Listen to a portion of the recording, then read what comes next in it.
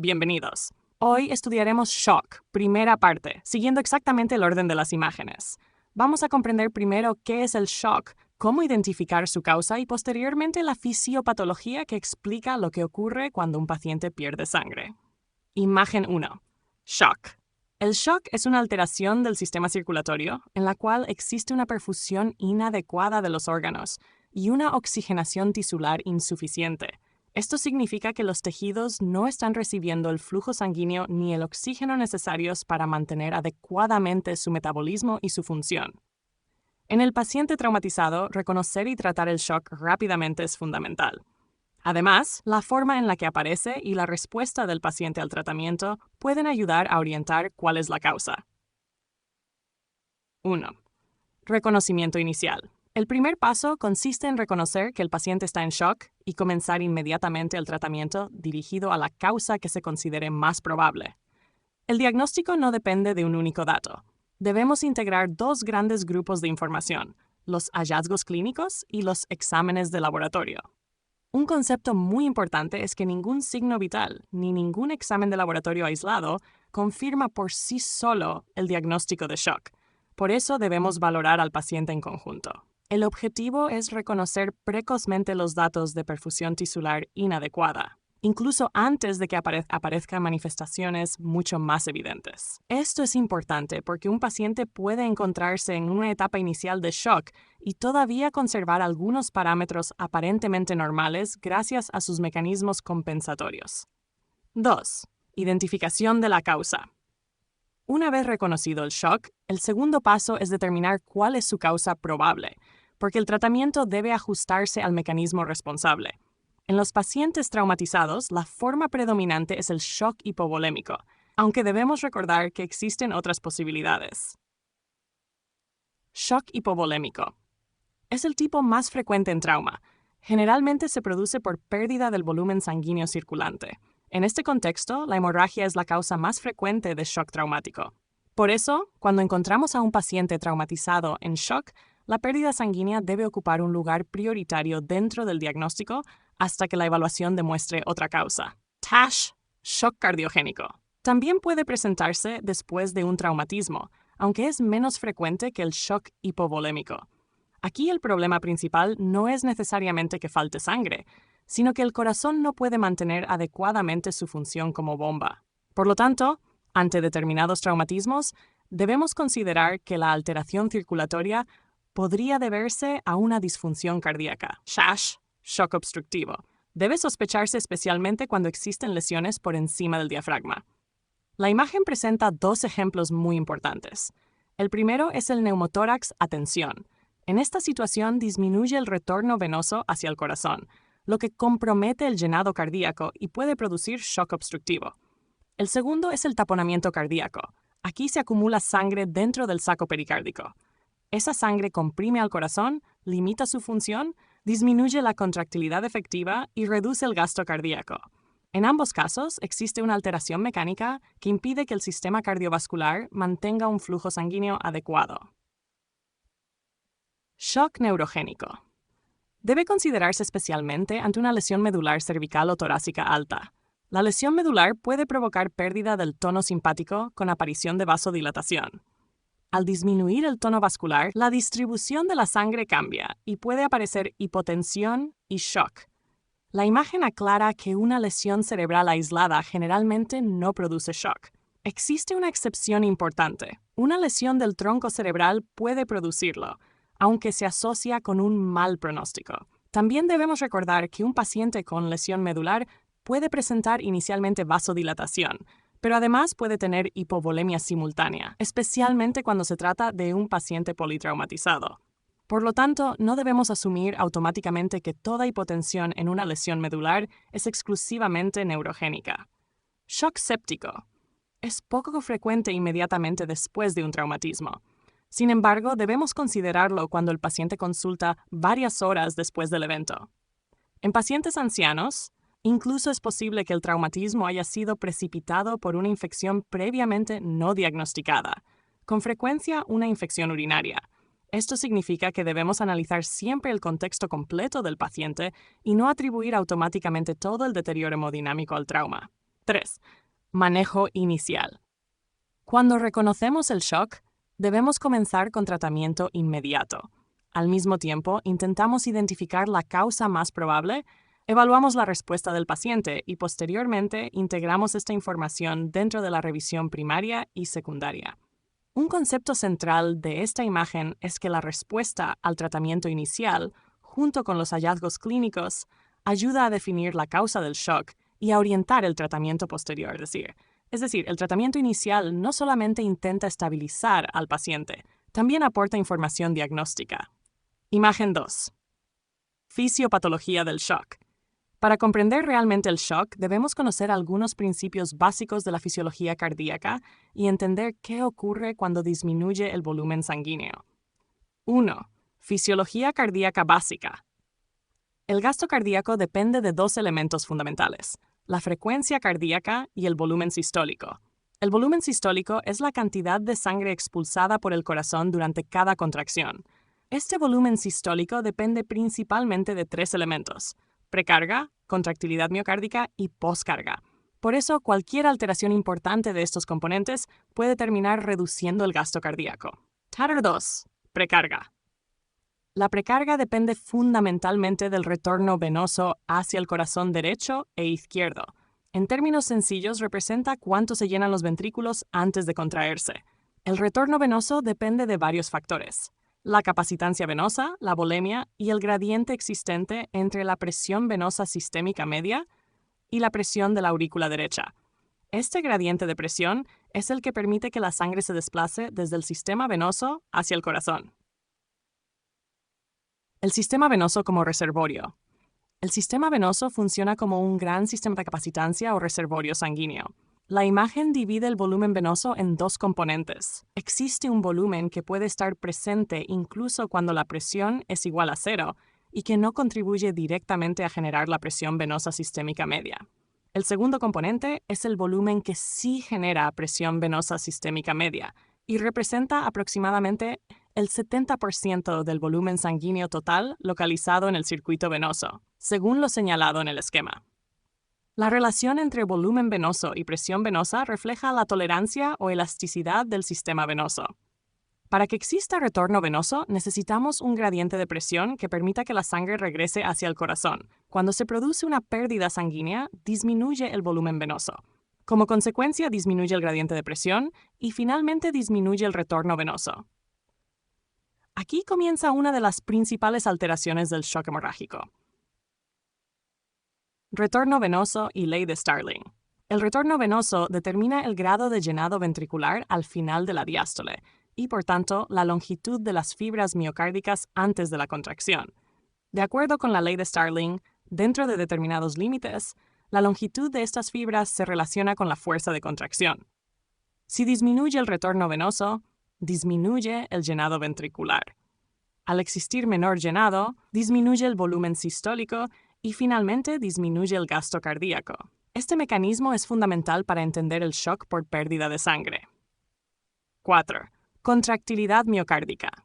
La contractilidad es la capacidad que tiene el miocardio para contraerse. Podemos imaginar al corazón como una bomba.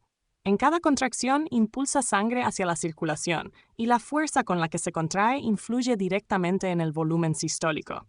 Si la contractilidad disminuye, el corazón expulsa menos sangre en cada latido, incluso aunque exista un volumen adecuado dentro del sistema. 5. Poscarga. La poscarga corresponde a la resistencia que el corazón debe vencer para impulsar la sangre hacia la circulación sistémica. En la imagen se relaciona principalmente con la resistencia vascular periférica y con la resistencia que se opone al flujo sanguíneo. Por lo tanto, el funcionamiento cardiovascular depende del equilibrio entre cuánto se llena el corazón, con qué fuerza se contrae y qué resistencia debe vencer para expulsar la sangre. Relación con el shock. Ahora podemos integrar todos estos conceptos. Cuando existe pérdida sanguínea, disminuye el volumen venoso. Al disminuir el volumen venoso, disminuye el gradiente de presión que favorece el retorno sanguíneo al corazón. Con menor gradiente, disminuye el retorno venoso. Cuando disminuye el retorno venoso, disminuye la precarga. Al existir menor precarga, el ventrículo se llena menos durante la diástole. Como consecuencia, disminuye el volumen sistólico. Si el volumen sistólico disminuye suficientemente, también disminuye el gasto cardíaco. Cuando esta reducción impide mantener una perfusión y oxigenación adecuadas de los tejidos, aparece el shock. Esta secuencia es fundamental para comprender la fisiopatología del shock hemorrágico. Imagen 3. Fisiopatología de la pérdida sanguínea. Esta tercera imagen profundiza específicamente en lo que sucede cuando el organismo comienza a perder sangre y cómo intenta compensarlo. 1. Respuesta compensatoria inicial. Ante una pérdida sanguínea, el organismo activa mecanismos compensatorios para intentar preservar la perfusión de los órganos vitales. Uno de los primeros mecanismos es la vasoconstricción progresiva. Esta vasoconstricción afecta principalmente la circulación cutánea, muscular y visceral. ¿Para qué hace esto el organismo? Para redistribuir el flujo sanguíneo y preservarlo prioritariamente hacia órganos esenciales, especialmente riñones, corazón y cerebro. Simultáneamente, como disminuye el volumen circulante, aumenta la frecuencia cardíaca intentando mantener el gasto cardíaco.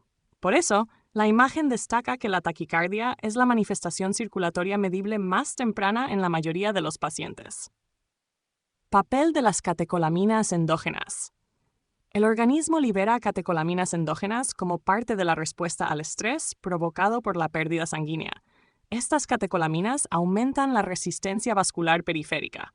Como consecuencia, puede aumentar la presión arterial diastólica y disminuir la presión de pulso. Esta respuesta intenta mantener la perfusión a pesar de que el volumen sanguíneo se encuentra disminuyendo. Sin embargo, existe una advertencia muy importante. Aumentar únicamente la presión arterial ofrece una mejoría limitada de la perfusión orgánica y de la oxigenación tisular. Esto nos enseña que en el shock no basta con mirar la presión arterial. Nuestro verdadero objetivo es recuperar una perfusión tisular adecuada. 2. Retorno venoso en el shock hemorrágico temprano. Durante las primeras etapas del shock hemorrágico, ocurre una contracción compensatoria del sistema venoso. El sistema venoso intenta movilizar parte de la sangre almacenada y así mantener parcialmente el retorno venoso hacia el corazón. Este mecanismo puede contribuir temporalmente a mantener el llenado cardíaco, pero tiene una limitación fundamental: no corrige la hemorragia. Si la pérdida de sangre continúa, estos mecanismos compensatorios terminan siendo insuficientes. 3. Principio fundamental del tratamiento. Para recuperar adecuadamente al paciente, necesitamos restaurar 3 elementos fundamentales: el gasto cardíaco, la perfusión de los órganos y la oxigenación tisular. Para conseguirlo, no basta simplemente con administrar volumen. Es necesario localizar y detener la hemorragia para poder normalizar de manera efectiva el retorno venoso. La imagen destaca una idea esencial: la reposición de volumen puede corregir adecuadamente el shock solo si la hemorragia está controlada. Si continuamos aportando líquidos mientras el paciente continúa sangrando, no hemos solucionado la causa del problema. 4. Alteraciones celulares. Cuando existe hipoperfusión, los tejidos reciben menos sangre y menos oxígeno. Aparece entonces hipoxia tisular. Al disminuir el aporte de oxígeno, las células tienen menos capacidad para mantener el metabolismo aeróbico y producir energía de forma normal. Por esta razón, aumenta el metabolismo anaeróbico. El metabolismo anaeróbico produce mayor cantidad de ácido láctico, lo que contribuye al desarrollo de acidosis metabólica. Si la hipoperfusión continúa, la lesión celular progresa. Cuando esta situación se prolonga, diferentes órganos comienzan a deteriorarse y puede aparecer falla orgánica múltiple. Esto demuestra por qué el shock debe reconocerse y tratarse precozmente. Cuanto más tiempo permanece el tejido hipoperfundido, mayor es el riesgo de daño celular irreversible. 5. Reanimación inicial. La imagen señala que durante la reanimación pueden utilizarse soluciones electrolíticas isotónicas, sangre y derivados sanguíneos para combatir los efectos de la hipoperfusión. Pero la reanimación debe realizarse siguiendo prioridades. La primera prioridad es detener la hemorragia. La segunda es garantizar una oxigenación y ventilación adecuadas. La tercera es realizar una reposición apropiada de líquidos. La cuarta es conseguir un acceso venoso rápido necesario para administrar el tratamiento correspondiente. Estas medidas forman parte de una actuación simultánea y organizada frente al paciente en shock. 6. Control definitivo. En el shock hemorrágico existen dos objetivos fundamentales: conseguir el control definitivo de la hemorragia y restaurar el volumen circulante. La imagen también señala que los vasopresores están contraindicados como primera línea, porque pueden empeorar la perfusión tisular. Recordemos que el problema básico del shock hemorrágico es la pérdida de sangre. Aumentar la resistencia vascular sin corregir adecuadamente la pérdida de volumen y la hemorragia no resuelve el problema principal. 7. Monitorización y reevaluación. El paciente en shock debe vigilarse continuamente. Debemos evaluar de manera frecuente los índices de perfusión con dos objetivos principales: detectar y corregir cualquier deterioro y determinar cómo está respondiendo el paciente al tratamiento. La reevaluación permite distinguir entre un shock compensado y una situación en la que los mecanismos compensatorios solamente están manteniendo al paciente de manera temporal. Un paciente aparentemente estable puede encontrarse utilizando al máximo sus mecanismos compensatorios y posteriormente presentar un colapso cardiovascular. Por eso la reevaluación debe ser repetida. 8. Tratamiento quirúrgico. En muchos pacientes con shock hemorrágico traumático se necesita un control temprano de la hemorragia. Dependiendo del caso, esto puede realizarse mediante cirugía temprana o angioembolización. La presencia simultánea de trauma y shock debe llevar a una participación inmediata del cirujano. Finalmente, si el centro donde se encuentra el paciente no dispone de los recursos necesarios, debe considerarse tempranamente el traslado a un centro especializado en trauma. En resumen, durante esta primera parte hemos visto que el shock representa una falla de la perfusión y de la oxigenación tisular. En el trauma debemos pensar especialmente en la hemorragia. Comprender cómo la pérdida sanguínea reduce el retorno venoso, la precarga, el volumen sistólico y el gasto cardíaco. Y recordar que los mecanismos compensatorios pueden mantener al paciente solamente durante un tiempo limitado. El tratamiento definitivo del shock hemorrágico depende fundamentalmente de controlar la hemorragia y restaurar adecuadamente el volumen circulante. Hasta aquí llegamos con shock, primera parte. Espero que esta explicación les haya ayudado a comprender no solamente qué ocurre, sino también por qué ocurre cada alteración fisiológica. Nos vemos en la siguiente parte. Si este contenido te ayuda a estudiar medicina, suscríbete al canal para continuar con las próximas explicaciones.